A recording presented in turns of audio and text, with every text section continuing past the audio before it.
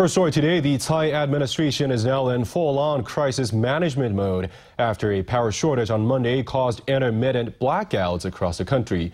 Throughout the island, many were forced to leave office early, only to be caught on their way home because traffic lights were no longer working, and incidents of people trapped in elevators were reported in all of the island's major cities, not to mention the scale of disruption sustained by thousands of business owners. Now, lawmakers from both the ruling Democratic Progressive Party and the opposition Nationalist Party are demanding that the Executive Yuan find out what happened and who was at fault, with the Nationalist Party asking Premier Lin Chuan for a special report at the legislature, a request that a Democratic caucus has agreed to.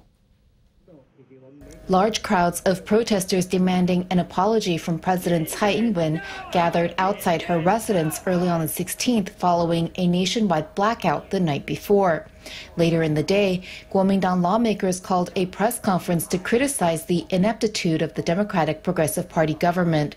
The lawmakers said Taiwan's power shortage is more pressing than Tsai's infrastructure plan and called for a third extraordinary session and a special briefing at the legislature from Premier Lin Chuan.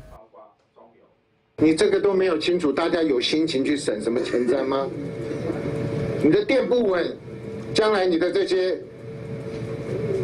轨道的建设的那些轨道上面的车子要吃什么？太阳能电车吗？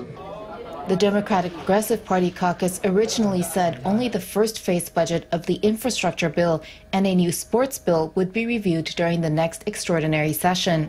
The party has now changed its tune, saying the Tsai administration needs to take responsibility for the power outage. The DPP agreed to schedule a briefing by Lin on the 21st.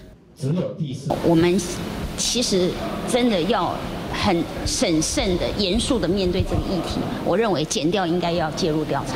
所以这个是长久以来我们台电的政策，因为独立台电一家，然后让他去做自己的只有一套的电网，那就会发生这样的状况。With the creation of a new battlefield between the ruling and opposition parties, the third extraordinary session will be moved up from the 21st to the 18th.